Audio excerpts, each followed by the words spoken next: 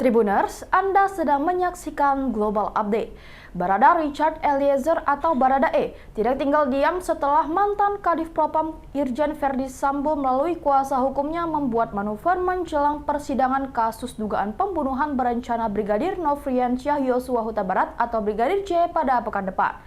Saat jadwal sidang tinggal menghitung hari, kubu Sambo menebar pernyataan baru terkait peristiwa berdarah pada 8 Juli 2022 di rumah dinas Kompleks Polri Duren 3, Jakarta Selatan. Keduanya juga bakal berhadapan dalam sidang karena sama-sama menjadi tersangka dalam kasus dugaan pembunuhan berencana itu. Kuasa hukum Sambo, Febri Diansyah, mengatakan saat itu kliennya hanya memerintahkan Baradae untuk menghajar Brigadir Yosua dan bukan menembak. Selain itu, Febri juga menyatakan Sambo membuat skenario tembak-menembak dengan tujuan menyelamatkan Eliezer.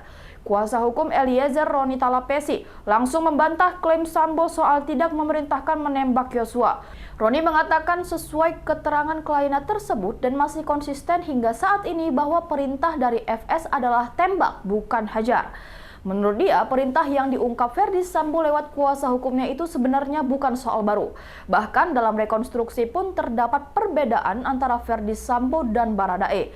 Roni mengatakan perbedaan keterangan Verdi Sambo itu wajar, sebab itu adalah pembelaan agar pelaku lepas dari hukuman yang didakwakan kepadanya. Roni juga melontarkan bantahan terkait klaim Sambo justru ingin menyelamatkan kliennya. Menurut dia, jika ingin melindungi anak buah, maka seharusnya Sambo tidak melibatkan Eliezer dalam peristiwa tersebut. Menurut Roni, sejak awal kasus ini sudah dibangun dengan kebohongan. Misalnya skenario baku tembak yang berujung kematian Brigadir J. Oleh karena itu, kata Roni, keterangan Sambo soal apapun memang patut diragukan karena sudah membangun kebohongan sejak awal terkait kasus pembunuhan Brigadir J.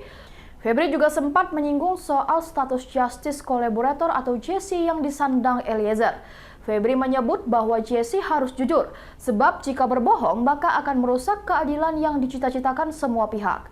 Febri menekankan bahwa JC adalah pelaku yang bekerja sama, sehingga dia harus mengakui perbuatannya. Menurut dia, jika Jesse menyangkal suatu perbuatan maka patut dipertanyakan. Ia juga menegaskan bahwa seorang Jesse harus jujur dan keterangannya wajib konsisten di segala tingkat pemeriksaan. Roni kemudian turut menanggapi pernyataan Febri. Menurut dia, kliennya mendapatkan status Justice Collaborator dari Lembaga Perlindungan Saksi dan Korban atau LPSK. Menurut Roni, keberadaan Baradae sebagai saksi pelaku atau justice collaborator yang diatur dalam Undang-Undang Perlindungan Saksi dan Korban tahun 2014. Oleh karena itu, ketika LPSK sebagai lembaga negara menetapkan Baradae sebagai JC, maka tentu saja sudah memenuhi semua persyaratan sebagaimana diatur dalam Undang-Undang Perlindungan Saksi dan Korban. Sambo yang disebut memerintahkan Baradae dengan kalimat hajar cat, namun Baradae disebut malah menembak Brigadir J. Keterangan tersebut disampaikan oleh Verdi Sambo lewat kuasa hukumnya Febri Diansyah pada Rabu 12 Oktober. Roni mengatakan keterangan dari kliennya masih konsisten hingga saat ini. Baradae diperintah oleh Verdi Sambo untuk menembak Brigadir J, bukan menghajar. Menurutnya, perintah yang diungkap Verdi Sambo lewat kuasa hukumnya itu sebenarnya bukan soal baru. Bahkan dalam rekonstruksi pun terdapat perbedaan antara Verdi Sambo dan Baradae. Roni mengatakan perbedaan keterangan Verdi Sambo itu wajar, sebab itu adalah pembelaan agar pelaku lepas dari hukuman yang didakwakan kepadanya. Namun Roni menegaskan keterangan tersebut akan diuji saat persidangan berlangsung, termasuk keterangan Verdi Sambo dan yang kerap berubah-ubah sejak awal kasus tersebut.